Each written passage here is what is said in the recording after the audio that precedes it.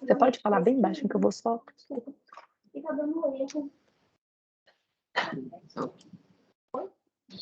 Então, vamos lá.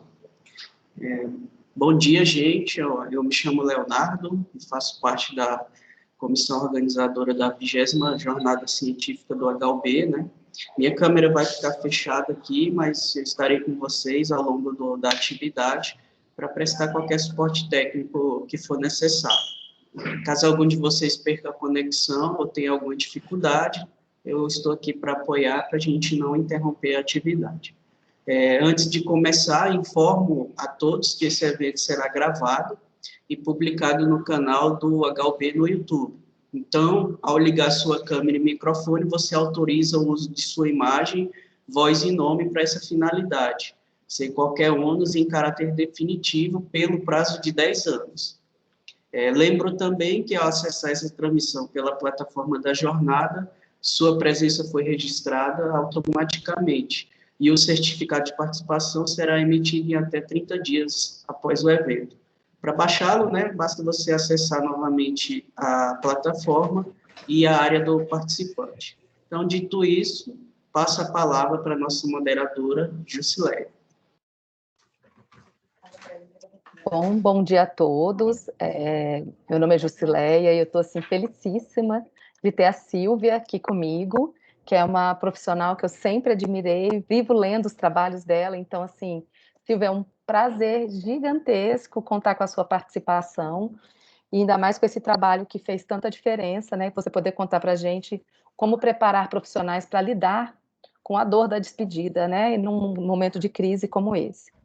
E também agradeço muito a presença do Osmaí, porque eu já ouvi várias lives dele, textos, e li também algumas reportagens, e Osmaí, eu fiquei encantada com a forma como você fala a respeito de um tema tão difícil, com tanto amor, com tanto carinho e com tanta sabedoria, advinda advinda da filosofia, né? Associando todo esse histórico que a gente tem de conhecimentos filosóficos com as vivências que você teve no seu dia a dia.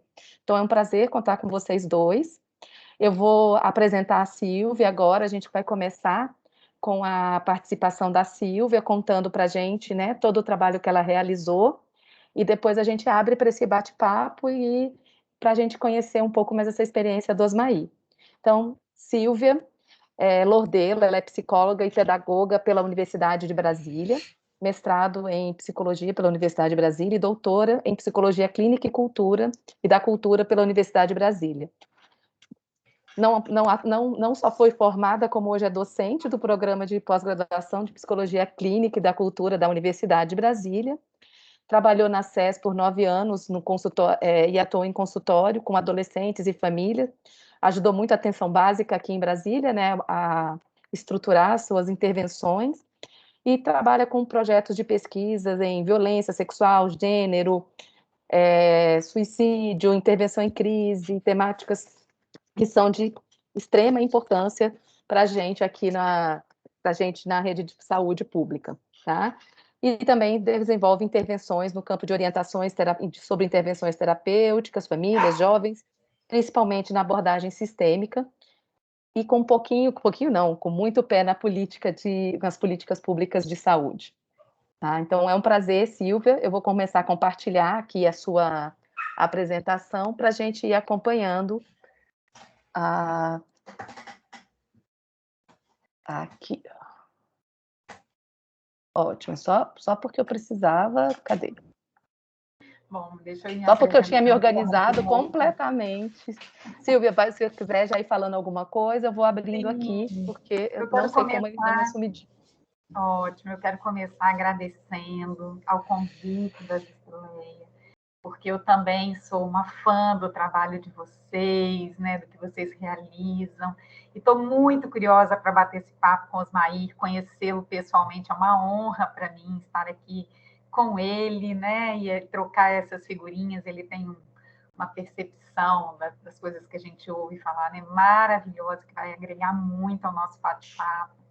Então, vai ser uma manhã muito produtiva, né, e fico muito feliz de estar aqui. Eu vou, na verdade, relatar um trabalho, né, que apesar de eu ser uma professora da área de psicologia clínica, né, eu não tinha uma experiência em luto em crises sanitárias, né? Então, o que acontece é que a própria pandemia trouxe uma série de desafios e trouxe esse para a gente. Então, eu vou contar um pouco essa história, vocês fiquem muito à vontade para perguntar, para interagir aqui no chat, porque é uma experiência em construção, tá bom? Então, eu intitulei que as intervenções psicossociais na pandemia, elas são, para mim, um compromisso com a sociedade e com a ciência, né? Porque a gente tem a gente foi convocado para essa colaboração. Eu acho que todos nós, em alguma medida, nos vimos fazendo isso, né? Pode passar, por favor, Jusilene. Então, para contar essa história, eu vou contar que ela não é uma história que eu, Silvia, fiz, não. Na verdade, ela nasce de um coletivo, né? Nós, da Universidade de Brasília, tivemos uma visão, a gestão, né, da universidade, muito antecipada, né, da ideia do vírus e da propagação. Então, muito rapidamente, de uma forma antecipada à chegada no Brasil, a própria universidade construiu um comitê, que é o COIS, né, Comitê Operacional de Emergência em Saúde, e dali se começou a pensar uma série de iniciativas, né, tanto para o enfrentamento quanto para a prevenção. E desse comitê, né, nasceu um subcomitê de saúde mental e apoio psicossocial, cuja a pessoa que esteve à frente, que liderou, foi a professora Larissa Polejac, que é conhecida de vários aqui, e ela, por ser a diretora da DASU, né, que é a diretoria em saúde comunitária, saúde, a comunidade universitária, desculpem, ela construiu, então, esse subcomitê, e esse subcomitê chamou várias pessoas de vários campos e fez uma parceria intersetorial muito bacana, inclusive com participação do Diretório Central dos Estudantes, a SESDF como parceira, o Conselho Regional de Psicologia, os meios de comunicação, algumas organizações da sociedade civil, enfim, fizemos, e professores, servidores e estudantes de toda a universidade, de vários cursos, construímos nesse subcomitê alguns grupos de trabalho, conforme essa figura aí mostra, né, de promoção e prevenção à saúde, de educação e capacitação, de pesquisa, inovação e extensão, de comunicação, de atenção psicossocial e organização de redes. Então, várias ações foram desenhadas, e eu acho que é justo a gente contar da onde nasce esse trabalho de luto, que nasce em um desses EGTs, né, que foi realmente quando a gente pensou que precisava fazer alguma ação para que envolvesse esse tema. Pode passar, por favor.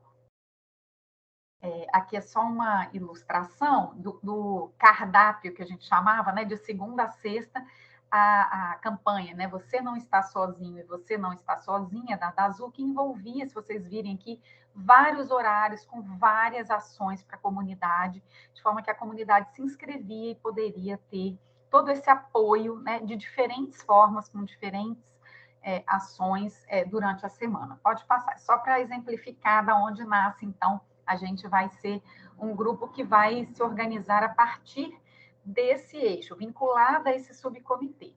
E aí, mais ou menos em junho, né, os óbitos no Brasil, em 2020, já tinham assim, se avolumado, isso apareceu como uma demanda social mesmo. A DASU tinha essa solicitação, as pessoas perdiam seus entes queridos, estavam muito sozinhas, muito sem lugar, muito sem entender, e queriam saber se havia um trabalho para isso. E aí a professora Larissa nos chamou, eu e a professora Isabela, que é a professora também da área de família, e pediu que a gente construísse algum propósito, né, alguma proposta para esse trabalho. E aí nós nos reunimos, chamamos os nossos mestrandos e doutorandos e alunos, e conseguimos um grupo voluntário para que a gente pudesse pensar, né, junto com esses enlutados, a partir do que eles tinham vivido, como poderia ser um grupo que tratasse desse tema, né? A gente já tinha uma metodologia anterior na área de suicídio, de pós-venção em suicídio, aproveitamos alguns desses conhecimentos, mas a nossa proposta inicial desse primeiro grupo era muito ouvir o que eles tinham, né, a dizer o que eles esperavam, como a gente poderia construir um espaço dialógico com pessoas que estavam sofrendo tanto. Então, esses motivos, né, esses desafios, né, a alta demanda pela tragédia, né, pelo altíssimo número de óbitos no país, a impossibilidade da realização dos rituais previstos na prática cultural por conta da segurança sanitária, naquela ocasião, então, nem sequer tinha direito a participar de velório. Quando acontecia, era uma pessoa da família que basicamente ia reconhecer e podia fazer esse enterro, um grupo muito pequeno. Então, eles foram bastante privados, né, de toda essa materialidade que esses rituais permitem, né? E, além disso, o que a gente ouvia dessas famílias era, assim, uma extrema incompreensão, né, de pessoas que não vivenciaram a morte por Covid, assim, ou comparavam a outros lutos, ou, de uma certa forma, existia uma indiferença em relação a essa dor, e por isso a necessidade de um espaço que contemplasse mesmo essas falas, essas narrativas dos enlutados, que tinham muito a dizer, mas não encontravam na sociedade, também por conta do isolamento, da solidão que experimentavam, da falta do contato face a face, uma falta de espaço generalizado em relação a poder expressar a sua dor. E aí, essas foram as nossas motivações, né, para a construção desse trabalho a partir do que ouvimos. Então, pode passar, por favor. E aí, nós inicialmente estruturamos, assim, primeiro algumas posturas, porque nós acreditamos num trabalho de base teórica, mas não intervencionista, né, que pense numa postura mais pós-moderna, que não pense que a gente, que é o terapeuta, tem que dar respostas, tem que prescrever, tem que orientar. O luto é um processo muito singular, muito individual, que cada um lida, né, de uma forma muito peculiar. Então, a ideia era que a gente pudesse trabalhar numa praxis de ação e reflexão, olhando o tempo inteiro para as nossas intervenções, né? Num movimento contínuo, pensando que essa processualidade do ser humano, enquanto ser social, fosse o tempo inteiro olhada. Então, tinha uma postura desejável para o facilitador. E a outra questão é que os processos não eram processos de cura, de superação. Esses nomes são bem usados, inclusive, pelos enlutados, né? De aceitação, superação, cura, e a gente não acredita muito nisso, né? A ideia não é patologizar e pensar num luto como doença. A ideia é se conscientizar dos seus processos de uma forma emancipatória, que não seja por uma perspectiva de ajustamento, de retirada do sintoma, com uma visão milagrosa, mas, ao contrário, a conscientização dos seus processos, as ações emancipatórias possíveis e a troca num grupo que possa trazer também inspirações, né, pessoais e, enfim, coletivas, movidas sempre pela ética. Pode passar, por favor. E aí, então, nessa ocasião, fizemos o nome, né, de Vínculos e Reflexões, que era um pouco o que a gente tinha entendido que era necessário para a gente pensar nesse grupo. Então, começamos e fizemos um banner, um flyer, né, que fizemos uma divulgação grande nas nossas redes. A UNB, né, por ter 55 mil pessoas, a divulgação capilariza rápido. E a gente abre vagas e em minutos a gente tem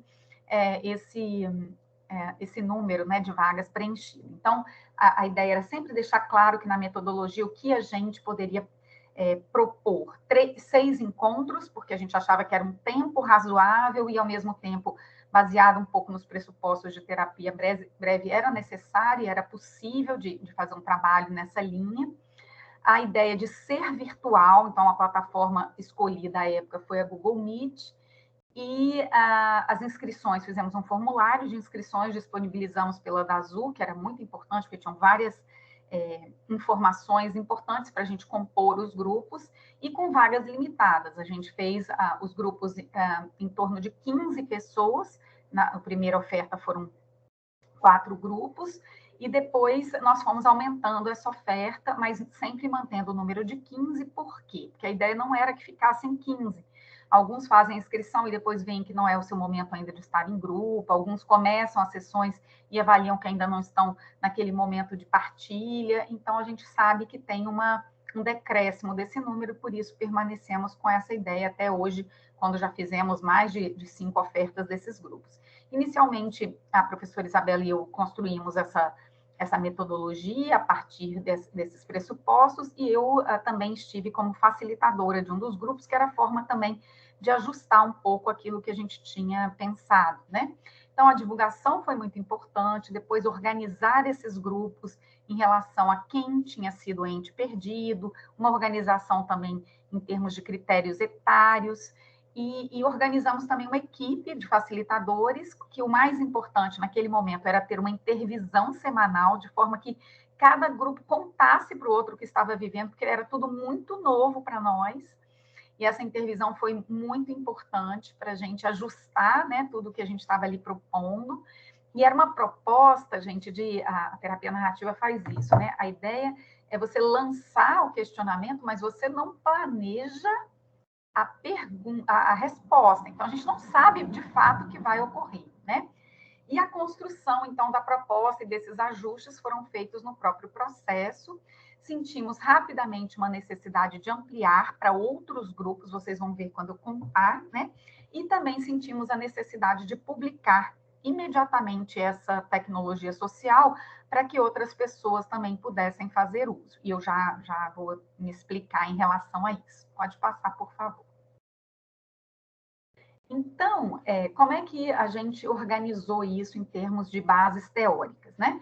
A gente tem um autor na terapia narrativa, né? 2 autores, que é o Michael White e o David Epstein, que eles têm uma visão do luto de uma forma muito interessante, não hegemônica, que desconstrua um pouco essa visão ajustadora, que tentem penetrar completamente no universo daquela pessoa com as suas significações para o luto, por meio das suas narrativas, e que não tem essa visão de um luto orientado universalmente para ser vivido dessa ou daquela forma. A intenção é realmente que a gente conheça, se interesse genuinamente pela forma que cada um está vivendo essa dor e que possa dar espaço para todo tipo de diálogo relacionado a esse trabalho. E, paralelo a isso, ao contrário das visões hegemônicas, de dizer assim, né, que a gente não tem muito essa etiqueta, às vezes, de saber o que vai falar no luto, mas aí a gente fala para deixar a pessoa ir,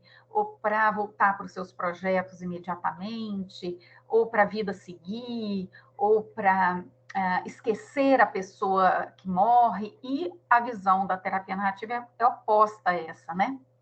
Ela acredita que é justamente na reconexão com essa pessoa significativa, trabalhando um outro patamar de relacionamento, um relacionamento pelo legado, pelas contribuições da identidade, que essa reconexão é libertadora, e não o preconizado que é para esquecer a pessoa. Não, né? A gente tem uma outra proposta, e essa proposta que a gente, então, adotou nesse trabalho. Paralelo a isso, usamos também a abordagem colaborativa da Harline Anderson e do Golichen, e trabalhamos sempre com a perspectiva do construcionismo social como meta-teoria, que trabalha com essas significações nessa sociedade que a gente está em 2021, vivendo a pandemia como uma crise sanitária global, tudo isso sendo muito aproveitado dentro do trabalho dialógico. E também trabalhamos com a teoria bioecológica do desenvolvimento humano, porque a gente entende a morte como uma experiência humana, né? Ela é o contato com a finitude, ela é um aspecto que está previsto no desenvolvimento. Então, também essa teoria nos embasa e trabalha também com a forma de articular aos contextos, à pessoa, aos processos proximais com a morte e ao tempo. Pode passar, por favor. Então, como é que a gente trabalhou essa metodologia? Eu vi que ficou pequenininha, que eu acho que desconfigurou, mas são sessões, são 6 sessões entre 1h e meia e 2 horas, pela plataforma online, nas quais a gente trabalha. O que a gente trabalha nas sessões, né? primeira sessão sempre tem antes um primeiro momento que é de telefonema, né, que a equipe dá para cada pessoa que vai compor o grupo, até para já fazer uma escuta prévia, ver se essa pessoa também, de fato, tem interesse em estar naquele grupo, com uma oportunidade de discutir isso com outras pessoas que também perderam seus entes. É muito importante esse momento. E depois, nessas primeiras sessões, a gente trabalha muito com esses acordos, né? De que é um espaço absolutamente aberto para a expressão de emoções, que independente de ser pela tela, né? A gente está ali inteiro para aquela experiência, né? Que ela seja plena, que a gente possa não prescrever os nossos de forma intencional, né, as nossas experiências como se elas fossem importantes para o outro, né, ou o outro, sem dar esse tom de aconselhamento ou de invasão, que a gente tenha esse respeito sobre a forma como cada um está vivendo a sua dor e que essa diversidade é importante, que nós também, os facilitadores, como as histórias são muito tristes, né? Todas elas terminaram em óbito, e foi muito trágico tudo, né, gente? Nós tivemos, assim, relatos de muita angústia, né? Nós tivemos pessoas de Manaus, quando faltou oxigênio, pessoas que viram essa degradação muito rapidamente, ainda com fatores externos, né, como a questão das lideranças, como lidaram com isso, os negacionismos. Então, a gente também se permite muito a essa circulação dos sentimentos, a emoção e a transmissão dessa emoção para os demais, né? Então, isso fica muito acordado. E depois, né, no trabalho mesmo, são 2 sessões. Inicialmente, a gente faz uma pergunta disparadora, que é como ele lidou com esse processo do diagnóstico à morte, e eles fazem um uso muito apropriado de realmente ver que ali tem um grupo que os entende e conseguem colocar para fora um grito que está preso, né, que traz uma certa libertação ao falar dos seus sofrimentos, e também os facilitadores conseguem visualizar por meio da dupla escuta, embora a história seja trágica, mas a quantidade de recursos, de afeto e de várias outras situações que são demonstradas por meio desse primeiro momento, que acaba sendo mais catártico, porque eles estão mesmo com essa necessidade de se sentirem ouvidos e de se sentirem expressando também aquilo que vivenciaram, que nem puderam, no automatismo que tiveram para resolver as questões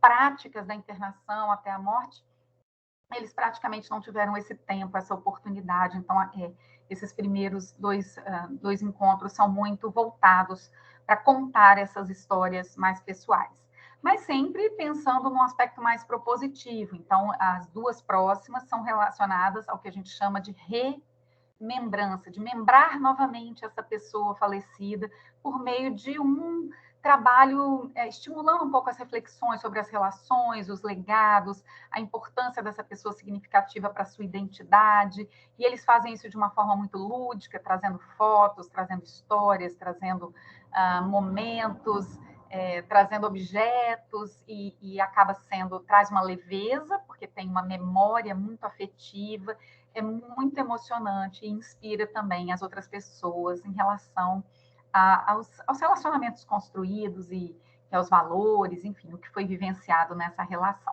E, por fim, as 2 últimas já são de trabalho de repensar, né, a questão do projeto de vida, a revitalização desses projetos que estavam aí sem movimento, né, diante da perda, a questão das redes de apoio, com quem eles contam, com quem eles contaram, com quem eles continuam contando. Também um trabalho muito importante nos recursos, porque até então o grupo já trocou muitas ideias, né? Já teve assim um amplo e significativo progresso no seu relacionamento enquanto grupo. Então, isso é muito bonito de ver. E aí a gente faz uma finalização, uma despedida, e faz depois um acordo de monitoramento de quanto em quanto tempo a gente vai voltar a se ver, não por uma perspectiva terapêutica mais, mas como uma manutenção dessa rede de apoio que se formou, né? E a gente faz, então, isso ocasionalmente a partir das sugestões que o próprio grupo oferece. E isso faz, então, com que esse seja visto como um espaço dialógico, que não é o espaço, como eu falei, de cura, de retomada, de erradicação da dor, muito pelo contrário, mas um espaço, né? Um espaço recursivo, além de todos os outros, e no qual a gente sai, assim, muito engrandecido, né, com aquela vivência, que nenhum grupo é igual ao outro. Eu fiz vários já, estive como facilitador em vários, e nunca vivo a mesma experiência. Sempre é muito alentador, assim, as trocas, né, são muito significativas, né, as trocas, as experiências, as vivências, as partilhas, né, que o grupo constrói entre si. Pode passar, por favor. Então, só para falar alguns depoimentos, porque eu acho que é melhor a gente ouvir o usuário do que eu aqui, Silvia Lordelo, né, distante, falando. Mas a gente recebeu umas avaliações e eu pedi autorização para partilhar com vocês. Meu nome é X e perdi minha mãe para o Covid-19 em junho. E desde então, minha vida deu um giro de 360 graus para pior. Vi todo o meu ânimo, alegria e vontade de viver ir embora junto com a minha mãe. O grupo dos enlutados foi fundamental para minha aceitação e eu estou me sentindo muito mais confortada depois de nossos 6 encontros. Mudou muito a minha visão do que eu estava sentindo e pude perceber que eu não estava sozinha. Foi um encontro lindo de pessoas que estavam ali com o mesmo propósito que eu, com as mesmas tristezas, angústias. Quantas coincidências compartilhamos. Não consigo imaginar como eu estaria hoje se não fosse esse grupo e a força que ele me deu para superar dia após dia. Eu digo a todas as pessoas que conheço o quanto esse grupo me ajudou e quanto foi fundamental para que pudéssemos nos unir, desabafar, expressar toda a dor e falar um pouco de nossos entes queridos. Espero que essa iniciativa possa atingir mais e mais pessoas, pois o nosso luto é muito... eu não consigo ver daqui. É muito solitário. A nossa perda é muito mais difícil de aceitar. Bom, eu acho que vocês conseguem visualizar aqui, né, a importância para essa pessoa, esse aspecto do esvaziamento identitário que uma pessoa tão próxima, né, como a perda da mãe, ocasiona. Ela é isso que a proposta do grupo é trabalhar um pouco, que essa identidade se recupere pela nova significação da relação, que mesmo não estando ali, né, a pessoa leva. E isso foi alguma coisa que para essa pessoa ficou muito forte, né? Vou falar mais um aqui. Pode passar, por favor? Sem palavras para agradecer a iniciativa da UNB em reunir essas pessoas para viver essa experiência. Eu estava completamente perdida, num luto extremamente dolorido, sem significado, sem compreensão, carregado de muita dor e revolta por tudo que estava acontecendo à minha volta. Durante as sessões de terapia, eu pude, em primeiro lugar, encontrar em outras pessoas a mesma dor que estava em mim, me machucando tanto. Pude também, através das orientações, entender o que estava acontecendo e dar sentido às coisas, na maioria das vezes, ressignificando tudo. Eu sozinha não conseguiria.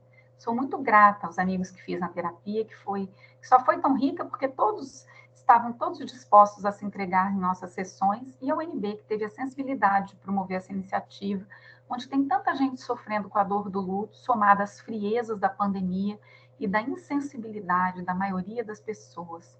Gratidão eterna. Já tinha carinho pela UNB, agora tenho ainda mais carinho e admiração. Obrigada por tudo. A gente percebe isso, né? Machucando, ressignificando, os amigos, não estar sozinha. Pode passar, por favor. Por fim, né? São muitos usuários, tá, gente? Eu tenho muitos depoimentos, mas eu quis exemplificar, né, com 3, e acho que depois eu tenho outros para falar também. Registro aqui toda a minha profunda gratidão pelas 6 sessões de nosso grupo de enlutados pela Covid-19. O carinho máximo, respeito e atenção teve início quando do primeiro contato. Ali já sabia que seria uma experiência especial. A abordagem cuidadosa, organizada e cheia de propósitos contribuiu para o enfrentamento dos momentos mais dolorosos da vida de todo um grupo. Isso é sensacional. As dores, mágoas, desesperança e tantos outros sentimentos que em grupo e individualmente sentimos, pouco a pouco foi trabalhada, e hoje posso dizer que seguem melhor elaboradas. Para mim, em especial, perceber que a dor absurda do adoecimento do meu pai, do seu falecimento, de forma tão rápida, sem que eu pudesse ter podido me despedir, não era só minha. Era também de outras pessoas que passaram a ser conhecidas e queridas. Me ajudou a saber que não estou sozinha, que existem pessoas que entendem as dificuldades e oscilações de uma pessoa enlutada em meio a uma pandemia. E o que dizer da iniciativa Certidão de Vida, é aquele trabalho da remembrança? Após as primeiras sessões, onde todos choramos e nos emocionamos, poder ao final apresentar nossas pessoas amadas de forma livre, mostrar fotos e assim explicar a razão de serem tão amadas foi algo absurdamente delicado e lindo. Jamais esquecerei. Solicito que, se possível, tal iniciativa perdure. Não consigo ler. Gostaria. Eu vou ler para você. Gostaria Porque muito que minha irmã tivesse essa oportunidade. Tudo segue doloroso, mas a experiência do grupo me ajudou a enxergar caminhos outros de superação. Eu gosto bastante, Juscelia, obrigada, dessa ideia de segue doloroso, né, das oscilações, porque lembra que eu falei que a ideia não é uma perspectiva de cura, eles até usam, né, o termo superação, assim, mas a ideia é essa, assim, segue doloroso, isso é real, né, isso é nosso processo de cada dia, tem a ver com a maneira como a gente consegue lidar com esse luto, e essas oscilações fazem parte. Obrigada, pode passar. Então, só para a gente falar que essa iniciativa piloto, né, ela acabou, então, fazendo com que outras pessoas conhecessem, vocês viram aí, indico para minha irmã, falo para todas as pessoas, e o grupo, então, teve uma procura enorme. E a gente, então, fez algumas ações que a gente percebeu que precisavam de ampliação. Então, conseguimos construir, né, um trabalho na pós-graduação, inserindo como disciplina, conseguimos fazer uma extensão com a Secretaria de Estado da Saúde e os psicólogos da SES para um curso de extensão de formadores de multiplicadores, e conseguimos incluir os nossos estagiários para que pudessem também os alunos da psicologia em formação terem essa oportunidade de acompanhar essa experiência. Pode passar, por favor. Então, aqui, eu não falei uma que eu não consegui ler aqui, mas então a disciplina, ela entra como no currículo, então a gente faz os grupos via disciplina de pós-graduação com nossos mestrandos e doutorandos. Fizemos esse curso, que eu vou contar já já detalhes dele, porque ele foi muito importante, ele foi um divisor de águas para nós, porque a oferta estava muito discreta, a gente oferecia 60 vagas, 80 vagas, juntava os nossos alunos todos, e com a SES a gente pôde ampliar muito essa oferta. Fizemos os nossos alunos, são 30 alunos que fizeram parte desse estágio, e mais recentemente tivemos, então, uma proposta de uma sociedade brasileira, né, uma Associação Brasileira de Pesquisa em Prevenção, a ABRAPEP, e fizemos, então, para o país inteiro também. Só para vocês verem como é que as ações crescem, né, como elas vão ganhando corpo. Obrigada, pode passar. Então, essa ação de extensão da SES, eu faço questão de comentar, porque ela teve, assim, uma diferença gigantesca. Primeiro, porque é uma política pública de saúde, num momento extremamente delicado, de extrema sobrecarga do sistema de saúde, sem muita valorização, né, pela questão dos recursos, do momento das lideranças atuais, na forma como do desinvestimento, né? E nós, então, entendemos que a SES era o nosso parceiro naquele momento como política mais fundamental para a gente ampliar e passar a nossa tecnologia social. E aí fizemos, então, uma ação de extensão, que se chamou Formação de Multiplicadores para grupos de enlutados que perderam seus familiares, porque além deles fazerem a aplicação nos grupos enquanto estava acontecendo o curso, eles ficavam com essa responsabilidade de multiplicar para aqueles da equipe que não tinham feito. E isso foi um trabalho muito hercúleo, porque vocês imaginam todo mundo envolvido com a questão da vacinação no DF, para pactuar com os gestores, né? Esse horário para o curso, esse horário para o grupo, e aí contamos com a competente gestão da Rúbia, né, que era da gerência de psicologia, e conseguiu fazer esse trabalho junto com sua equipe, no sentido de fazer toda essa sensibilização. E aí fizemos uma parte do curso teórico, com todo esse embasamento de todas essas teorias que eu falei para vocês, de todo esse trabalho mais técnico, né, do que a gente iria eleger para esse recorte, e depois fizemos a inclusão dos nossos estagiários, de forma que todos os grupos sempre foram trabalhados em coterapia, nunca teve um único facilitador, sempre eram de dupla ou trios. E, no caso da SES, nós conseguimos incluir um estagiário em cada equipe de profissionais, com 2 coterapeutas, então ficamos com o trio. Mas vocês vejam, olha a capilaridade desse trabalho. Então, nós formamos, a gente só conseguia formar 4 grupos, 5 grupos, e com a SES conosco, a gente passou para 29 grupos, também fizemos, né, algumas vagas para as instituições parceiras da DASU, que também faziam um trabalho junto, e saímos lá de 60 vagas para 435 em uma só oferta. Então, reparem como a gente precisava dessa política pública conosco nesse trabalho, né? Construímos o curso teórico com os grupos durante o curso e com a intervisão, de forma que os 29 grupos conversavam entre si em um determinado momento da semana as suas dificuldades, as suas preocupações, os seus ganhos, as suas conquistas, e a supervisão também para os estagiários era feita por mim, pela professora Larissa Polejac, em outro dia, além deles participarem de todas essas outras iniciativas. E esse trabalho tinha como principal objetivo planos de implementação de grupos, independente do curso, ou seja, após o curso, que isso tivesse, então, essa possibilidade de ampliação do trabalho. E vejam, pode passar, por favor, que nós conseguimos isso. Já vou mostrar para vocês. Só para mostrar a composição desse curso, vejam que a gente tinha toda a saúde pública, desde o hospital referência para a Covid, que enviou seu profissional, até o BS, CAPS, hospital, CEPAVs, saúde prisional, saúde do trabalhador, NASF, as instituições parceiras, como eu falei, que demos vaga porque ajudavam muito a DASU nesse trabalho, e foram excelentes de estar conosco nisso, e outras também. Pode passar, por favor. As reverberações. Olha, ao final do nosso curso, já tinham aqui flyers para novos grupos. Então, olha que bonito esse, né? Grupo Conexão, Espaço de Apoio, que foi feito por uma das universidades que eram parceiras. Aqui no NASF da UBS 2 de Taguatinga, que bonito, né? Até o jeito como eles escolheram a figura. A frase que eles colocam é uma frase que tem a ver com essa ideia de luto que a gente acredita. A vida me ensinou a dizer adeus às pessoas que amo sem tirá-las do meu coração, que é bem a ideia do que a gente queria e do apoio, né, com essas mãos que se juntavam. Pode passar, por favor. O que eu achei muito interessante de resultados aqui, vou falar rapidamente, sem nenhuma avaliação estatística mais aprimorada, mas naquela avaliação de reação a gente colocou, né, o quanto você se sente preparado para conduzir novos grupos. Vocês vejam aqui, né, o 7 é totalmente, o 6 é muito preparado, e a gente tem aí a maior parte dos psicólogos se sentindo preparado, era o nosso objetivo, né? O quanto você se sente preparado para atuar como multiplicador. Aí temos aí mais no 6 do que no 7, mas é muito e totalmente, então a gente viu que isso foi muito animador para nós. Pode passar, por favor. Também vimos aqui, olha a quantidade de pessoas que pretendiam realizar grupos ainda esse ano, né? Um número enorme. E o quanto você acredita que a UNB, por meio desse curso, se mostrou parceira, incluiu como co-construtor também o totalmente e o muito, e o quanto você acredita que a UNB auxiliou a construção de respostas a uma necessidade emergente decorrente da pandemia, também com um número muito alto de reconhecimento. Aqui foi um depoimento de um facilitador, que eu gosto de colocar os depoimentos, porque eu acho que ilustra um pouco mais assim do que a gente está falando, né?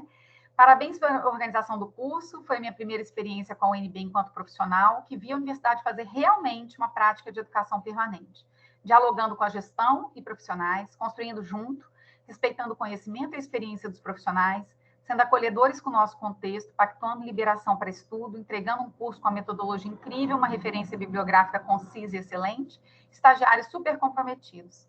Profunda gratidão por aproximar universidade e serviço e mostrar que juntos podemos muito. Vida longa ao SUS e ao UNB. Uma facilitadora que nos presenteou aí com esse depoimento. Pode passar, por favor? Aqui uma estagiária que conta um pouquinho o diferencial na vida dela. Acho importante, porque a gente está formando profissionais, né? Então, pensar que esse diferencial de tê-la incluído num trabalho como esse, num momento de crise sanitária. E aí vou ler para vocês. O estágio de luto nos permitiu ter uma ótica mais envolvida com as narrativas do sofrimento coletivo da emergência da Covid-19. Pessoalmente, ainda considero incipiente a presença desses temas na formação. Então, como primeiro diferencial do estágio, aponto para esse princípio de construção de competências voltadas para as crises sociais. O estágio evidenciou de forma muito clara a diferença entre uma prática embasada, técnica e comprometida com pressupostos científicos de relevância de uma prática desabastecida de suporte teórico. Com certeza levarei esse aprendizado para os meus campos de atuação. Outro diferencial foi o desenvolvimento de competências para atuação no ambiente virtual. Por fim, o último e talvez maior diferencial do estágio para a minha formação foi o contato direto e indireto com a rede. O contato direto, que se deu a partir do trabalho em trios, além de nos estimular competências relacionadas à cooperação, flexibilidade e comunicação, possibilitou o reconhecimento da importância de vários campos do saber psi atuando em conjunto. Várias abordagens e perspectivas diferentes foram colocadas lado a lado para atuação nos grupos. Isso nos fez perceber a riqueza de se tem na coletividade e na multiplicidade de ações, de visões de mundo. Também foi um diferencial o contato indireto com a rede a partir de relatos dos profissionais sobre encaminhamentos, projetos e do reconhecimento da prática. Não consigo ler o final. Mas, enfim. Reconhecimento das práticas e andamento nas SES. Ótimo. Pode passar, então. Acho que deu para ver os diferenciais para os alunos em formação. Aqui, por fim, eu divido mais uma coisa que eu acho que é muito importante sempre, né? A gente fazer e escrever sobre o que a gente fez, porque logo aqui no primeiro, ainda em julho desse ano, a gente conseguiu organizar, eu e a professora Isabela, essa metodologia passo a passo, num texto em inglês, para uma editora de Londres, e a gente fez questão que fosse, porque a crise sanitária é global, né? E o inglês é um idioma muito lido, e a gente conseguiu já hoje ter esse texto chegando em outras universidades que querem também fazer esse trabalho. É um texto que a gente fica orgulhosa de ter conseguido passo a passo, a gente colocou cada sessão como fazer. Depois escrevemos para a história da UNB, né, o luto na pandemia como intervenção psicossocial, contando toda essa história de quem participou, inclusive nominalmente, para o jornal da UNB. Acho que são pioneiros que merecem ser reconhecidos, né? Como eu falei, uma grande equipe. Eu estou aqui só, na verdade, representando uma parte dela. E também a professora Larissa Polejac, né, organizou todo aquele trabalho do subcomitê para um livro que se chama, né, o capítulo que se chama A Universidade de Brasília, Promotora de Saúde no Contexto da Pandemia de Covid-19, num livro que se chamou Promoção da Saúde, Prevenção e Agravos da Saúde, Diálogos de Norte a Sul do país, então pudemos colocar a nossa presença do Centro-Oeste. Então, eu queria dizer que também esse nosso compromisso, né, de conseguir também fazer chegar e inspirar e pensar com outras pessoas ações possíveis nesse momento tão difícil. Espero ter conseguido trazer aqui um pouquinho, né, desse recorte desse trabalho para vocês e fico à disposição para as dúvidas. Obrigada. Obrigada, Jusileia. Oi, Silvia, eu vou parar agora de compartilhar, mas foi muito interessante escutar. E aí agora eu também quero passar a palavra para o Osmair, né, para a gente fazer esse bate-papo. Deixa eu só terminar aqui o compartilhamento.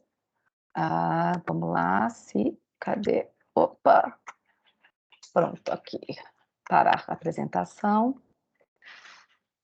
Bom, eu fui fazendo algumas anotações aqui e quero discutir algumas coisas com o Osmair, deixar você com a palavra um pouco, Osmair, até para, se quiser comentar a apresentação da Silvia, alguma coisa que te trouxe à mente. Mas o Osmair, para quem não conhece, ele é coveiro há mais de 40 anos, mas também um estudioso de filosofia, autodidata e que se desenvolveu bastante, conceitualizando as próprias experiências, né? Porque é uma coisa que a gente não para pensar, o que é viver essa realidade tão diferente para todos nós aqui. Conhecido como Fininho, por causa do seu porte esguio. Atualmente ele trabalha no Cemitério da Penha, na Zona Leste de São Paulo, e há alguns anos ele conseguiu uma bolsa de estudo e sempre trabalhando, né, como coveiro, se formou em filosofia na Universidade Presbiteriana Mackenzie em 2007. É conhecedor da filosofia alemã e tenta levar para sua rotina o imperativo categórico de Kant, segundo o qual as ações humanas devem ser determinadas por princípios racionais universais. Na ética kantiana, o cumprimento do dever liberta. Cândido cumpre seu dever, por mais duro que ele muitas vezes lhe pareça. E aí tem uma frase que a gente tirou da revista Piauí, para apresentar o Osmair para a gente, para vocês. Sou um sepultador, tenho de sepultar.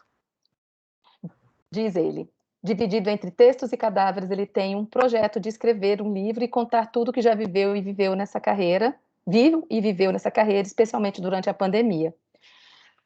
E é com essa, né, com essa frase de sou um sepultador, tenho de sepultar, e pensando em ritos e rituais e toda essa experiência que eu passo a palavra para você, Osmair, para conversar com a gente um pouco sobre o que você ouviu, o que você viveu, e a gente vai fazendo algumas perguntas e vamos batendo esse papo. Primeiro eu gostaria de agradecer o convite, né? E também presente a essa aula que eu tive da professora Silva, né? Uma coisa enriquecedora, uma experiência, assim, um projeto, de projetos, né? Eu achei, assim, fora do comum, maravilhoso.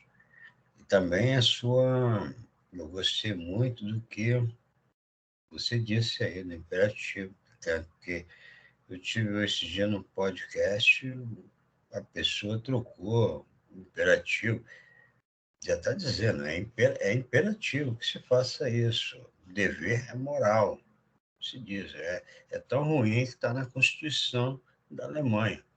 Mas o cara distorceu de um jeito, sinceramente, me fez até emudecer. Vou falar o que com a pessoa? Deixa para lá. Deixa ele refletir melhor, reler o texto.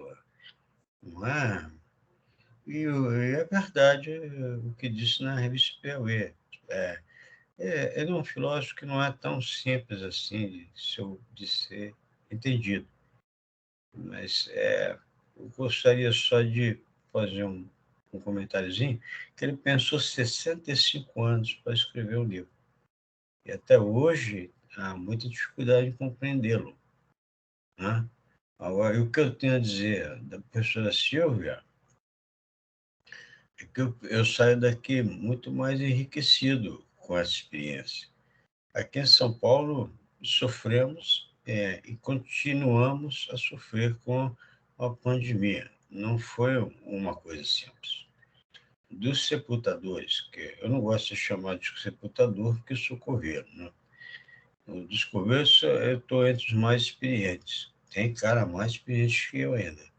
Só que o que eu gostaria é que houvesse, né, esses grupos atuando, né, entre nós aqui, que temos também problemas sérios com saúde mental.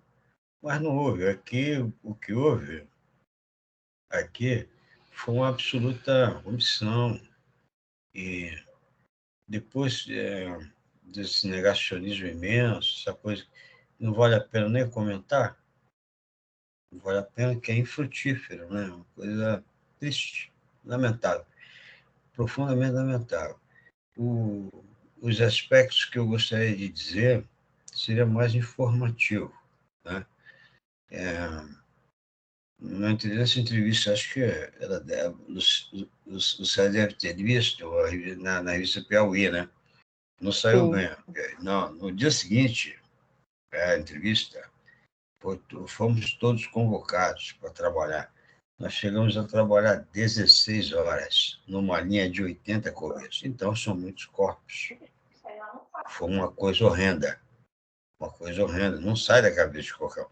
Sem contar com a falta de equipamento adequado, o medo de estar contagiado. Nossa, cheguei a dormir fora de casa. Tá, não. Eu não sei se vocês viram isso. Eu cheguei a dormir fora de casa. Medo. Não deu morrer, mas contaminar meus familiares, minha família. Então, como é o profissional, não recebemos um apoio psicológico. Depois, um pessoal jornalista, que ajudou com grupos de psicólogos, assim, mas aquele apoio também serve mais como desabafo do que desabafo. Fala aqui que eu estou escutando, tal, ou fala que eu te escuto. Aí rolou isso aqui, em São Paulo. E a pior percepção que eu tive, professor, você me trouxe a melhor hoje da pandemia. Essa rede de apoio. A rede de apoio não é uma rede virtual, é uma rede, eu diria, até real, onde apoiar a alma. A alma sai do corpo. A alma sai do corpo. E ninguém teve a nossa experiência de ver uma fila de caixão de mais de 100 metros. Está entendendo como é o negócio? E cada carro, 3, 4, 5, ninguém quer. O sujeito até abandonava o carro com a desculpa, vou ao médico, vou à farmácia, nada, ele está com medo de morrer ali também. E tudo se mandava, você tinha que empurrar o carro, pegar o corpo ali. Mas, sendo mais sucinto, o que eu acho mais triste é que a experiência não resultou em nada, não existe protocolo de nada. O sujeito ganha pouquinho, ele ganha 230 mil, 240 mil reais, e aí isso impossibilita ele de fazer uma legislação de protocolos para atendimento médico, hospitalar, e já incluindo também esse suporte psicológico, atendimento em endemias e pandemias. Ele não fez. Ficamos à conta, Deus dará. A mesma coisa de sepultamento. Quem sepultou à noite não podia filmar, não filmaram, né? Agora, se ficar perto de 18 horas sepultando uma linha de 80 cruzeiros, apareceu num jornal americano, acho que um Post, parece, coisa assim. Apareceu lá. Eu contei 20 mil covas. 20 mil. Foi o total? Não. Foi a semana? Não. Foi diário. É muita coisa, hein? O que vocês acham? Muita coisa. Não deveria se aprender alguma coisa? Eu aprendi uma coisa muito legal, né? Sobre luto, sobre morte. Eu acho que tendo uma experiência dessa grandeza, com a experiência, se poderia começar a construção de um protocolo. A experiência serve para isso. Ou vamos repetir com mais 600 mil, 1 milhão ou 2 milhões. Isso me entristece profundamente. Me entristece profundamente. Eu já vivi 60 anos, mas e quem não viveu nada, quem tinha esperança? Cemitério não é só para sepultar cadáveres, sepulta também esperanças, sepulta sonhos, sepulta amores, sepulta projetos de vida, tudo isso eu sepulto. Será que é necessário repetir a dose? Isso é uma espécie assim, de pessoa que se embriaga todo dia, ele torna aquilo de novo a embriaguez. É preciso sobriedade, refletir sobre isso. O imperativo kantiano está aí, no cumprimento do dever. Faz-se um deputado alemão se não tem um protocolo sanitário. Não tem protocolo sanitário? Então é patético. Se não tem um protocolo, cada um vai fazer o que quiser, do modo que quiser, comprar o que quiser com o dinheiro dos outros. Então, eu acho lamentável, profundamente lamentável. E não se avizinha a solução, não se aproxima. Mas cadê a solução? Cadê? Estou procurando, não tem. Ninguém apresenta Osmaí, projeto. Pode dizer. quando eu te escuto, eu vejo assim o quanto mudou os rituais, né? Porque antes você tinha um momento de despedida que era mais longo, era um momento que a família tinha um tempo de até se acolher e ser acolhida pelos amigos, as pessoas se juntavam. Como é que foi essa mudança? Como é que foi assistir a mudança no ritual de despedida? O que que Não, te, o que que teve de mais difícil e o que que teve até assim, em algum momento, se você viveu algo que você olhou e falou, não, isso foi bonito, se é que foi possível. Mas como é que foi viver essa mudança nesses rituais? olha, foi. Você já colocou o adjetivo certo, eu não preciso acrescentar nada. Horrível. A mudança de ritual é a desumanização de um ato puramente humano. O ser humano sepultar o outro, tá certo? Onde caberia desumanidade? Muito bem, na ausência do outro. É negar o direito do cara, é negar a cidadania ao sujeito. Se você nega um direito, você nega a cidadania. Você nega a cidadania, você nega a igualdade, você rebaixa o sepultamento a um descarte de um corpo humano. O corpo significa. O corpo significa. Esses rituais, eles, eles estão além da mera despedida. Estão além da despedida. Ali está a esperança, está a religiosidade, está o elo entre ele e o que a pessoa presume ou acredita ser divino. Isso é uma questão individual. Não devia se passar o Estado, passar como um trator. Não foi ninguém. Eu já fiz enterro. Não foi absolutamente ninguém.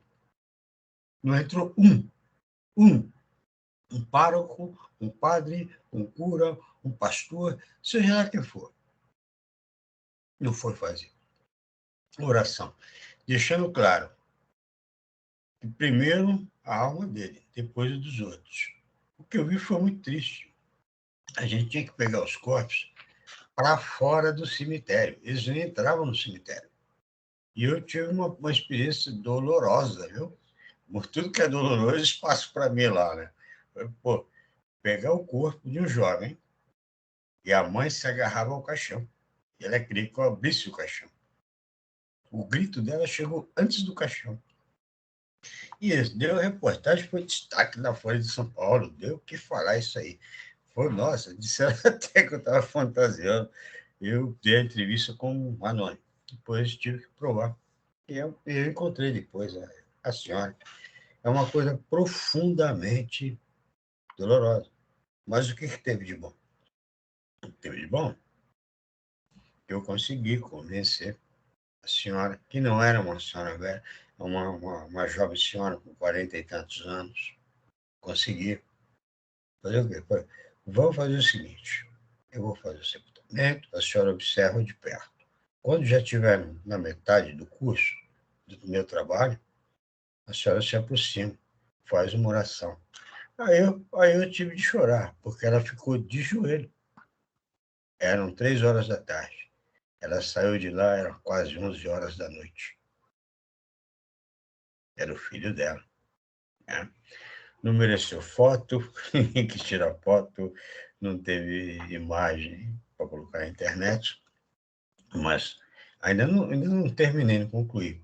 Foi o que houve de bom, foi essa conexão entre mim e ela, essa empatia sentido.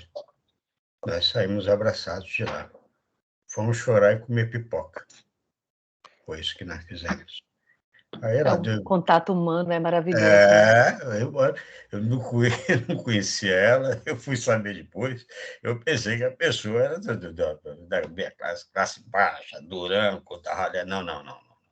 Era uma pessoa aristocrata, hein? Porque todos. É um aspecto sociológico isso, viu? Aqui em São Paulo, se procurou centralizar bastante as vítimas do Covid, para que fossem mais rápidos. Então, como é que eu posso fazer uma coisa rápida tendo um ritual de despedida? Né? Significa muito pouca empatia. Ninguém colocou a plaquinha ali. Eu, fulano de tal, ouvi o fulano sanitarista e decretei a lei tal. Não, não. Só disse, é proibido. Quem proibiu? É proibido. Mas quem proibiu? É proibido. Sabe para quê? Aí o cara fica uma coisa chamada solerça, né? Aí ele chega lá na beira da cova, Coveiro, abre aí para mim. Abre aí para mim que eu quero ver. Aí se você... Ó, Diego, rapaz, não pode abrir, tá lacrado. Ó. Não, eu quero que abra. É aquele negócio. Você tem que dar um jeitinho, o jeitinho. É o solerte, né? A malandragem. Isso não existe. Isso não existe mais. Isso não existe mais. Eles contavam, sabe o que é isso? Eu passo a minha responsabilidade para outro. Eu sou legislador, eu ganho apenas 235 mil, com penduricado já para mais de 1 milhão, eu tenho um orçamento de 96 bilhões de reais, mas, infelizmente, eu não posso fazer nada. Fazem vocês, que ganham 971. É isso. Foi isso que aconteceu aqui, e ainda consegue. E até hoje, depois de uma tragédia dessa, todo mundo que tem uma ferida, depois olha a cicatriz. A cicatriz ensina. Eu tenho uma queimadura na mão, que a minha tia fala, não brinca com plástico quente. Eu quero minha mão nunca mais. Olha, eles vão brincar de novo. Vão brincar de novo.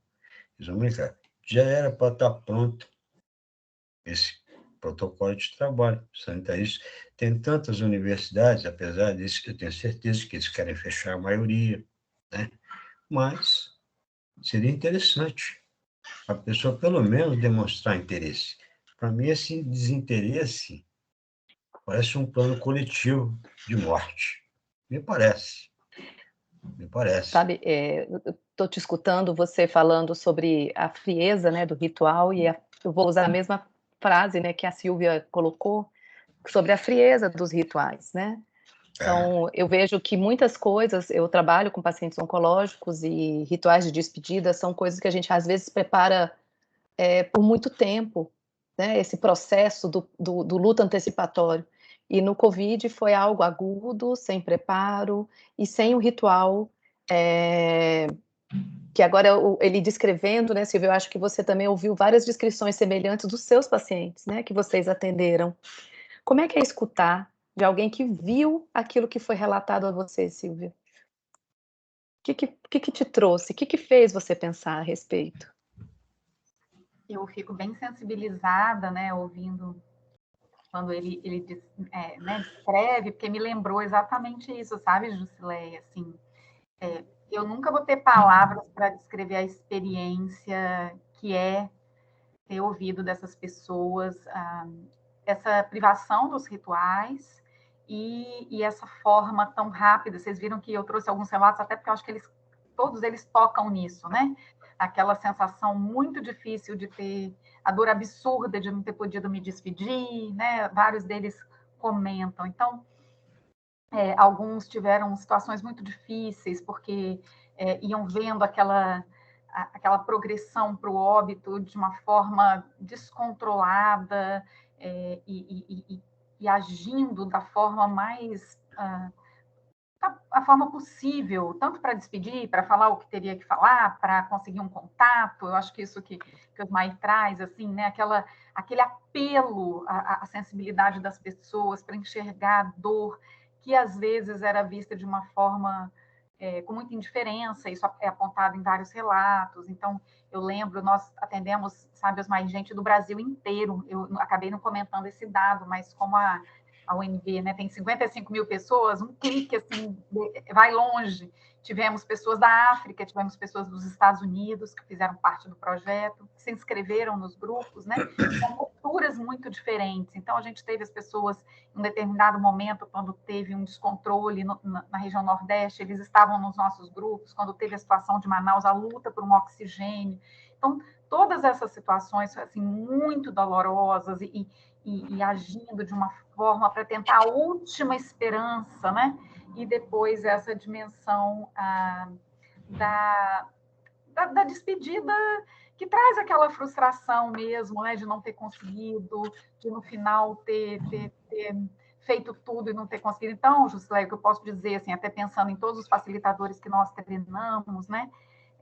Junto desse trabalho, o que a gente percebe é isso, é uma sensibilidade imensa de quem está escutando e uma fala muito interessada, com muita vontade de acolher essas pessoas com as dores delas. A gente não tem a perspectiva de transformar essa dor, né? Mas claro que o trabalho é feito para esse espaço dialógico poder ser um lugar de acolhimento, de não ter a indiferença até então criticada por parte, desde as autoridades, né? Havia uma revolta gigantesca em relação ao negacionismo, uma ideia de que era uma morte evitável. Concordo plenamente com os Osmai, que aparece muito essa ideia de um projeto, né? Então, tudo isso é muito. Eu imagino para você, Osmai, como foi também ouvir essas pessoas fazendo todos esses desabafos para você e o quanto que nas sessões a gente chorava, sabe? A gente chorava, o facilitador chorava. E a gente não assumia isso e não fechava a câmera, não, porque era muito difícil mesmo escutar aquilo. É uma coisa que hoje, olha, eu já passei mais de um ano desse primeiro grupo, eu lembro em detalhes essas emoções, é como se elas tivessem acontecido ontem para mim. Eu imagino que com você também seja assim. Eu acho que ainda, comigo ainda acontece ainda. Aqui a gente está no enfrentamento da pandemia ainda. Aqui em São Paulo, acho que teve um grande número de... Nossa, muito, viu? Foi muito. E não teve nada, assim, em relação a dar um passo adiante do estágio. Dar um passo. Na sua ciência, a pessoa pode dar um passo adiante. Na ciência que eu preciso aqui. É simples assim, gente. A pessoa só quer dizer adeus, não quer mais nada. Não tenho nada. E sem contar o que era mais dolorido para todos, eram os coveiros irem morrendo também. Aí eles inventaram um macacão, são 76 graus dentro do macacão, uma máscara chinesa, e você tem de acabar com aquilo. Quanto tempo? 12, 15, você tem que ficar lá. Você não podia sair. Vai sair. Olha que coisa interessante. Humanização do próprio ritual para quem faz o ritual, né? Exatamente. É muito dolorido. É cansativo demais. Eu já cheguei a sair do PEN para ir nesse dia depois do PO e 2 dias depois. Eu falei, pô, peraí, hoje é minha folga. O meu chefe falou, não, você vai lá. Mas por quê? Não, você vai lá porque o pessoal gosta muito de você, você vai incentivando, vai dando grito. Eu estou me sentindo numa guerra. Me sentindo numa guerra. Eu vi um menino de 26 anos, ele desmaiou. Ele desmaiou. E sabe o que falaram para mim? Carrega ele até tal carro, porque não tem uma ambulância, não tem nada. Carrega o sujeito, eu carreguei, eu era pesado, viu, gente? Levei e volta. Volta de novo. É duro, né? É muito duro. O sujeito ficou exaurido. Chegava em casa, minha mão latejando, eu pensando, meu Deus, será que amanhã tem mais? Nossa, e tinha. Tinha a mesma quantidade. E é duro, porque trabalhar daquele modo e sabendo que desprezo pela ciência, se eu não conto com a ciência, eu vou contar com quem? Com quem eu vou contar? Um desprezo pela ciência, um desprezo pelo ser humano, um desprezo pelo sentimento da pessoa, um desprezo pela vida. Nossa, é uma coisa muito estúpida. Meu modo de ver é uma estupidez profunda e aguda. É o Foram perdas radical. agudas e reações agudas, né? As Sim, reações foram muito agudas. Eu é lamentável. ouvindo também, eu fico imaginando assim, que quando a gente trabalha com morte e morrer, a gente muda a nossa percepção do que é a morte, do que é o morrer, do que é a vivência de luto ao longo da nossa história. Eu lembro quando eu entrei na psicologia, né, na área da oncologia, que eu comecei a trabalhar com pacientes que se despediam e que tinha que ter, né, assim, o próprio processo de morrer e o processo de trabalhar com essas famílias, isso foi mudando o que eu achava que era a morte, o que eu achava, as minhas concepções espirituais, as minhas concepções. Já tive até guerras espirituais, né? A gente briga, poxa, por que que é assim? Depois você faz as pazes. E eu acho que seria interessante também, assim, o que que muda nesses conceitos, né? A pandemia afetou para vocês dois esses conceitos? E eu vou deixar aqui também para quem está aqui nos ouvindo, quem quiser, só sinaliza no chat que quer abrir o áudio, que quer falar alguma coisa, que quer fazer uma troca com a gente. A gente ainda tem uns 20 minutinhos para a gente finalizar. Olha Então, para aí. a gente aproveitar esse espaço para dialogar, é o nosso último momento aqui na jornada. Falamos muito sobre tantas coisas, sobre tantas dificuldades e superações que a gente tem tido vivenciado nos últimos 2 anos, né? Mas aí eu deixo para vocês essas perguntas. Mudaram conceitos? Porque para mim mudou muita coisa. Como é que fica, Osmaí, para você e depois Silvia? Como é que fica o conceito de morte, o conceito de vida num momento como esse? Fininho, se você puder Eu começar. vou falar. Para mim ficou a desassociação. Desassociação. Eu achei interessante um desses, eu vou colocar também. Dessignificado. Insignificação da vida. Desprezo absoluto. O sujeito detesta a vida dos outros. A dele ele toma conta, guarda, toma banho, come muito bem, né? Os outros, como diz Sartre, é o inferno. Os outros são o inferno. Ele, tudo bem. Eu vi a capacidade imensa que se tem de ignorar. Eu vi no horizonte um, um monolito escrito ignorância. venha até mim. Parecia que George Orwell escrevia assim para mim: a ignorância é a força na América do Sul. A ignorância é a força na América do Sul. E a proximidade da morte só me deixou saber o meu tamanho. Basta olhar o universo para saber do meu tamanho. Me deixou menor do que eu pensava ser. E o quanto eu posso fazer pelos outros. Viver é também perceber o outro. Perceber, eu tenho de perceber o outro. Como que eu vou viver numa sociedade, eu sou sócio e não vejo o outro sócio? Ou porque ele não pensa como eu? Não, eu tenho de vê-lo. Eu tenho de vê-lo. É um erro enorme. E, encerrando, é uma construção política, é a política da construção. Uma política, qualquer política, devia, a meu ver, ser um ato de construção do bem. E o que não está ocorrendo no Brasil há muitos anos. Não só a partir desse governo, há muitos anos. Não se constrói o bem.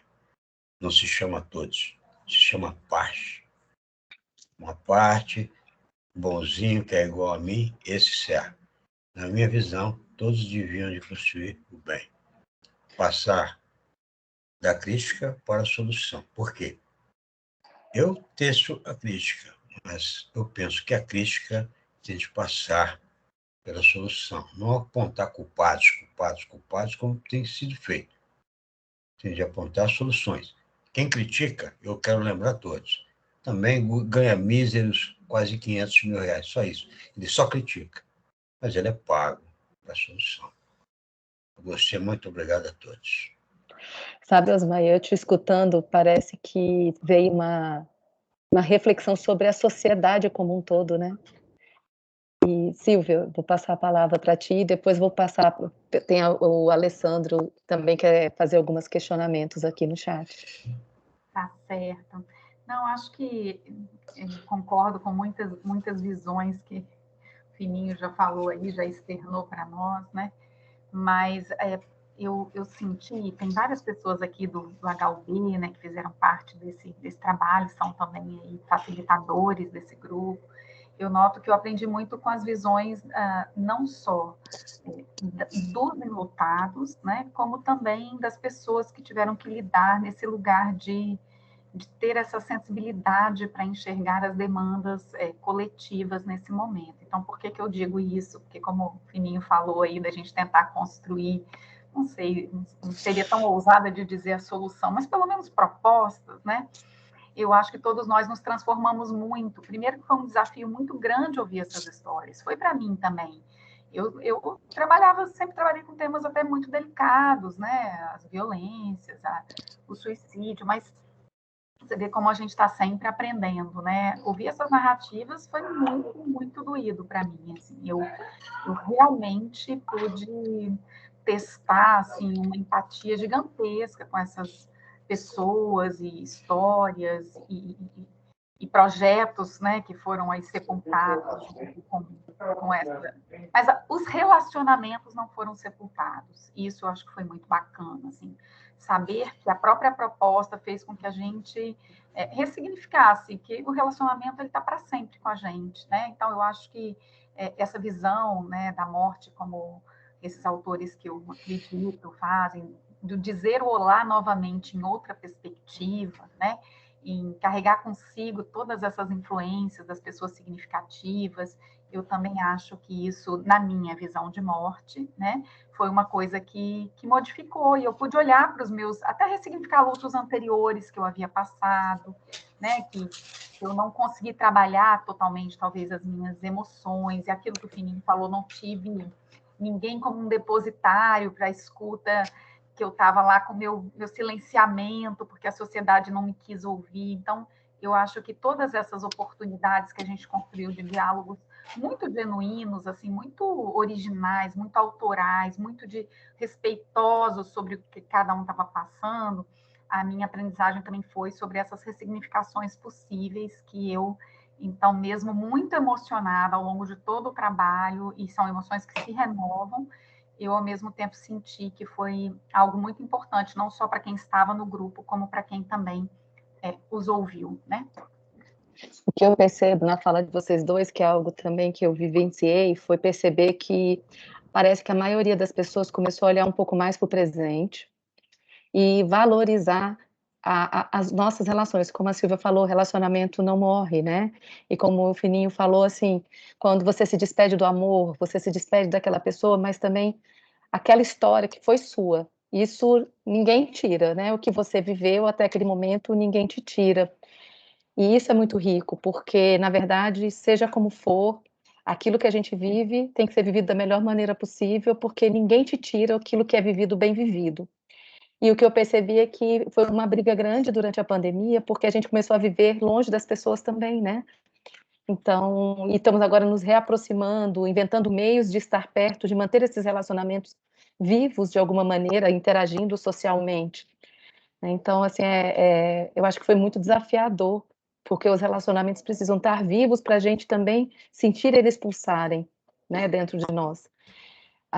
E aí veio uma pergunta aqui também, viver tudo isso, ver as perdas, ver toda essa sensação, eu acho que quem conviveu com as pessoas enlutadas e o Fininho que conviveu com o sepultar, né, o deixar ir essas pessoas nessa quantidade, como que foi para você, o Alessandra que está perguntando, como que foi lidar com as notícias como a doença não existe, é uma invenção da mídia, estão aumentando? Como é que ficou a interação social?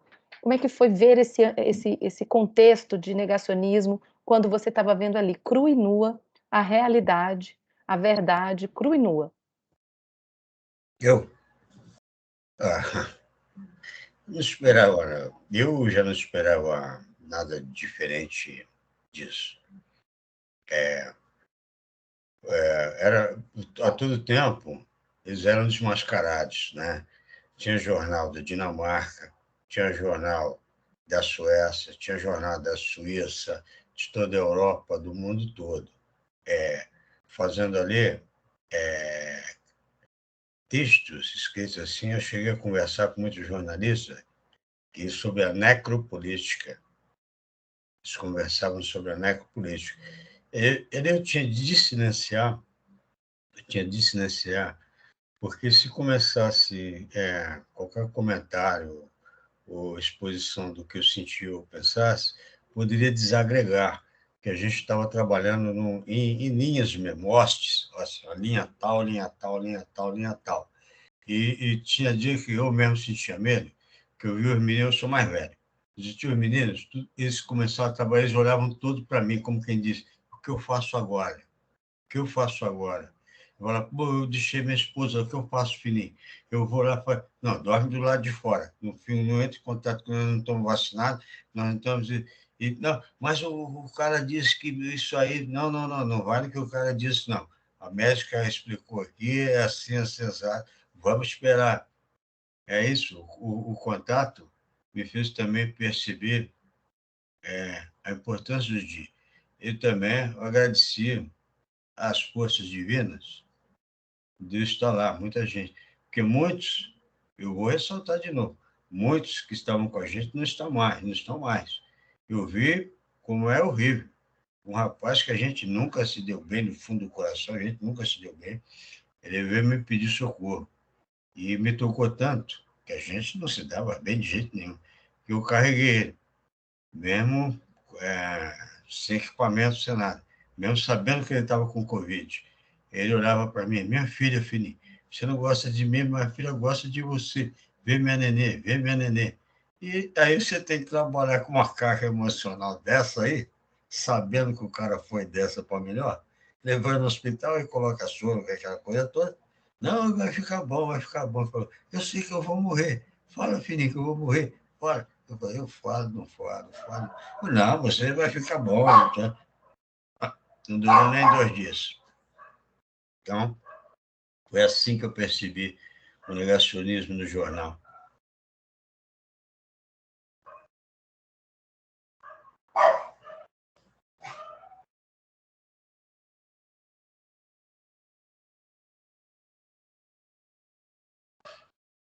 Baixou o silêncio. Jusileia, você está com o microfone fechado. Tá, desculpa. Ok, obrigada. Então, eu ouvindo vocês dois, eu vejo que assim acaba que a gente acaba ficando mais sensível e irritado, né? Em função de tudo isso e socialmente impactado.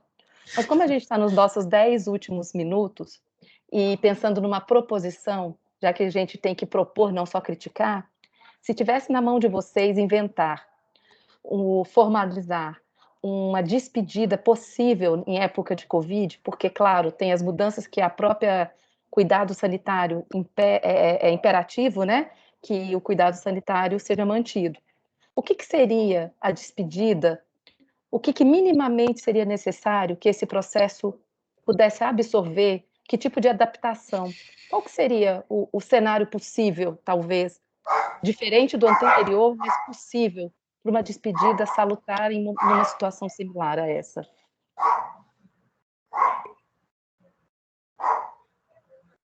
Jusileia, não sei se eu posso falar, assim, o que eu senti ao longo dessa experiência, ouvindo as pessoas, é que eu não sei se eu faria algo tão protocolar, porque as relações se diferem muito, e elas não são romantizadas, então tem as pessoas que estão super culpadas porque morreram de mal, em conflito com alguém, né?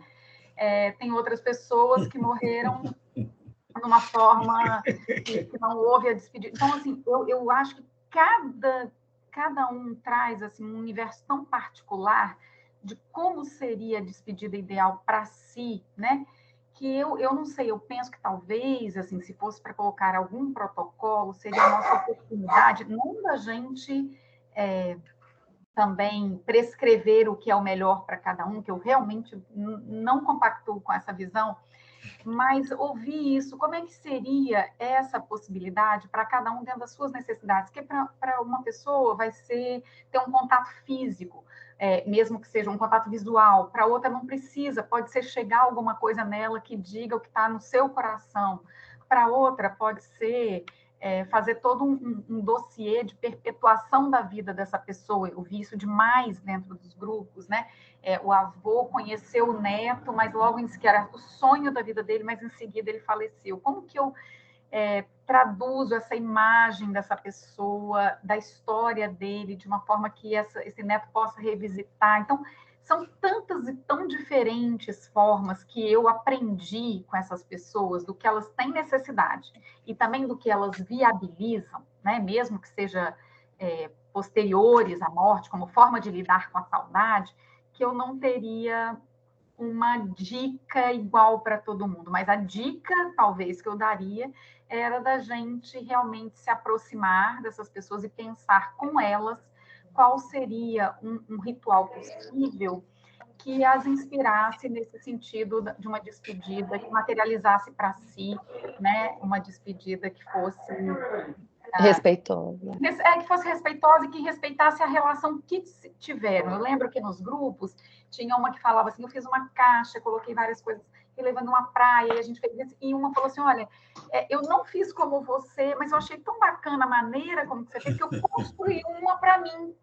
No Dia dos Pais, eu fiz dessa e dessa forma. Não era igual, não tinha caixa, não tinha os objetos, mas ela inspirou outras pessoas a mostrar e transmitir esses sentimentos. E eu acho que aí ficou tão peculiar, né, com o jeito de cada um, que essa seria a minha sugestão. E você, Fininho? Eu junto também já a pergunta do Túlio, que ele fala assim, como que manter a humanização nesse momento, né? O que seria possível no momento dessa demanda? É possível, respondendo a ele e também argumentando em favor do que disse a professora. É muito enriquecedora essa argumentação. É possível, sim, basta o distanciamento. Ora, ninguém pode tocar, só o coveiro pode tocar. Então, o coveiro é encantado e não tem... Gente, chega a ser patético, né? Todo mundo, ninguém pode chegar perto, não posso fazer isso nem aquilo. Mas o coveiro pode. Gente, é só uma distância, que é o que já se faz. Antes não podia ter, hoje já se pode. Tem uma distância, é uma distância. Mantendo-se a distância, pode ter um contato visual, como bem disse, cada um faz de uma forma. Eu achei enriquecedora essa explanação que você disse, professora. Sabe por quê? Cada um vive a vida de um modo. Eu não posso padronizar, mas, infelizmente, rituais de morte têm uma padronização, sim. Tem gente que leva... Tem cemitério aqui em São Paulo que o cara não se liga que o Estado é laico. Tem um crucifixo. Uma vez tem um cara que, não, eu sou judeu, eu quero que tire. Coloquei do judeu, a mulher, não, eu não quero que coloque aqui perto. Aqui todo mundo percebe. Às vezes tem uma ligação, mas cada um se despede de uma forma. A ideia da caixa é muito interessante. Estão fazendo um filme a meu respeito, que eu entro no cemitério e existe uma caixa de lembranças, uma caixa disso. Eu não acho boa, eu acho excelente essa dica que foi dada aí, essa conversa entre os... Posso chamar de paciente? Ou sei lá o quê? Ou a pessoa é paciente? O paciente indica. Quer dizer, que você indica o que quer, e não a pessoa lhe impõe como deve ser feito. Então, eu vejo nisso uma solução maravilhosa. Vamos ver se Ok. alguém nos escuta, né? Ou se a gente mesmo nos escuta e tenta fazer isso naquele que é nosso alcance. Isso, exatamente. Porque uma outra coisa, como você falou, a gente pode não ter o alcance de uma sociedade como um todo, né? Mas numa sociedade, nós somos sócios também de pequenos grupos. Quem Exatamente, sabe, é isso. nos Quem nossos sabe pequenos grupos, a gente possa, né, promover fazer algumas coisas. algumas coisas. E Eu acho, tentar manter a empatia, né, e a presença, que é para tão mim, difícil em momentos assim. para mim foi um dia de extrema felicidade. Vou marcar o nome do seu nome, o nome da professora. Poxa vida, ganhou meu encantamento. Fiquei encantado com tudo que eu pude ouvir, que eu pude aprender, né? Que eu posso utilizar para refletir, corrigir pensamentos e tendências. Pensar isso, corrigir, recorrigir, recorrigir, e assim vou vivendo melhor dentro daqui. E não vão, ninguém perguntou aí se eu vou aposentar, né? Não vou, não. Não vou, não. Não quer aposentar? Hã? Não, o coveiro não, a vida do coveiro, infelizmente falando, é meio triste falar isso, mas o coveiro não dura muito tempo. A gente tem uma série de complicações de saúde e logo a gente vai dessa para melhor. Então, eu vou dentro do cemitério, que é melhor, do que ficar aí criando perspectiva que eu sei que, infelizmente, não vai ser realizada, não. Como é que é, Osmair, assim, uma curiosidade minha agora para eu já ia finalizar, mas aí veio uma curiosidade quando você falou. Todo Como é mundo que é tem. estar tão perto dessas pessoas? O que que você sente? Qual é o seu poder? O que que você acha que é possível para você fazer dentro de um ritual, para que isso possa Olha, ser vivido de uma melhor maneira? Qual é o seu papel ali? é sempre assim, sério. Eu fui convidado para fazer negócio de mestrado, né? Eu não faço nada disso. Para mim está ótimo. Sabe por quê? Ser coveiro, você fica aqui embaixo, na última parte da pirâmide. Pense numa pirâmide. Se você for ver de cima, ela será só um quadrado com um X. O que eu quero dizer com isso? De cima, você não vê os detalhes. Tudo é uma massa. Tudo é uma massa. Embaixo, eu tenho detalhes da coisa.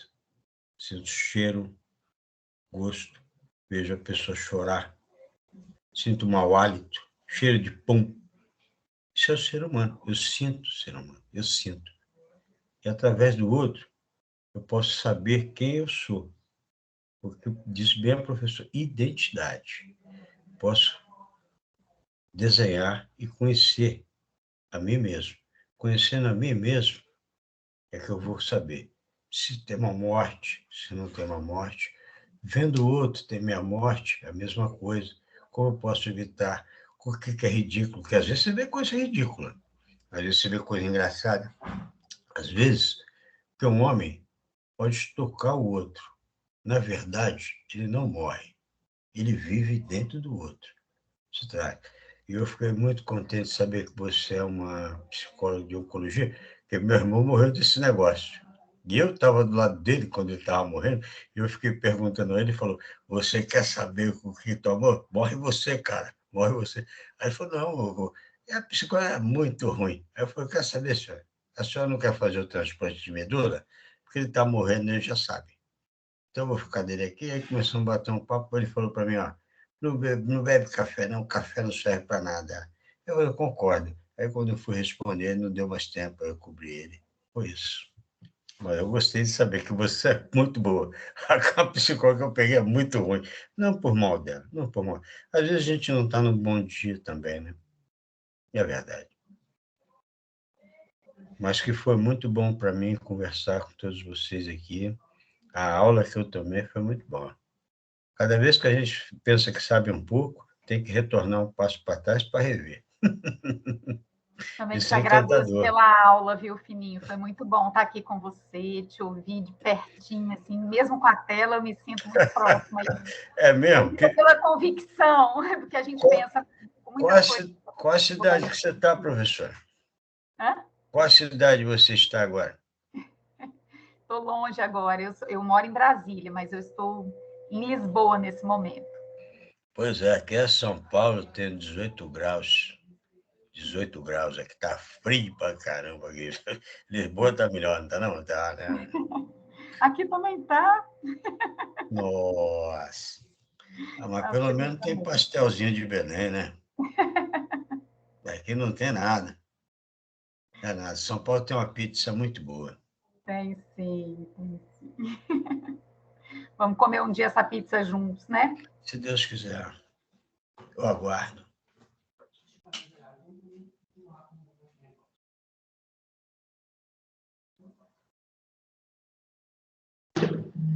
Lucilé, acho que você está com o microfone fechado. Você está falando? A gente fica sem saber. Desculpa. É, Teu microfone fechou. Desculpa. Então, gente, assim, então estamos chegando aqui no final.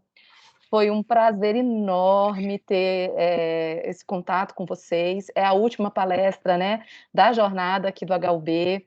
Todos os vídeos vão ficar disponíveis. Então, Fininho, tem vários vídeos que vão ficar no YouTube junto com essa mesa, caso você tenha interesse. Viu, Silvia? Tiveram várias e várias palestras muito interessantes, de um aprendizado muito grande sobre o que aconteceu na pandemia, em todos os níveis e eixos. E foi um prazer, e foi muito bom poder estar aqui nessa mesa no final. Eu estava, por coincidência, eu fui da primeira mesa e estou aqui na última, e fechando aqui com algo que diz do nosso coração, né? Que é interessante, assim, a gente está olhando a pirâmide talvez um pouquinho à direita, não tão perto, mas a gente pode dar uma olhada dela de uma forma um pouco diferente hoje. Então, eu agradeço muito por tudo que me tocou aqui no coração, por saber que as coisas têm cheiro, gosto, alma, história, e que as coisas estão guardadas dentro da gente, que as relações são únicas. E olha que a que gente lindo. sai daqui, né, Tem com a até ideia poesia aqui, né? Olha que coisa linda, né? Tem que a gente poesia. possa sair daqui vivendo o presente, né? E os nossos presentes são as nossas relações também. Então, são os nossos Assim, presentes diários. Então, assim, tá que a bom. gente saia daqui curtindo essas coisas que vão ficar, porque elas ficam. Ninguém tira isso da gente. Não, não.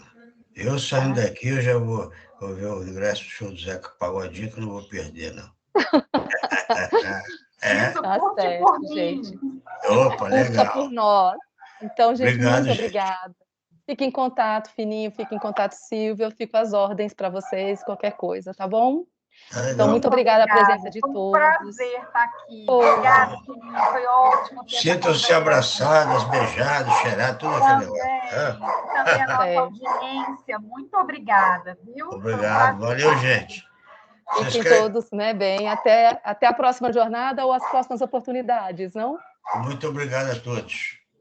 Fiquem, Obrigada, né? pessoal. Tchau, Ótimo final de Tchau. semana para para todos. vocês Pra também. todos. Valeu. E para todos, saibam que vai ter o canal do YouTube, né, com todas as palestras gravadas, para quem quiser assistir novamente, tá bom? Bye.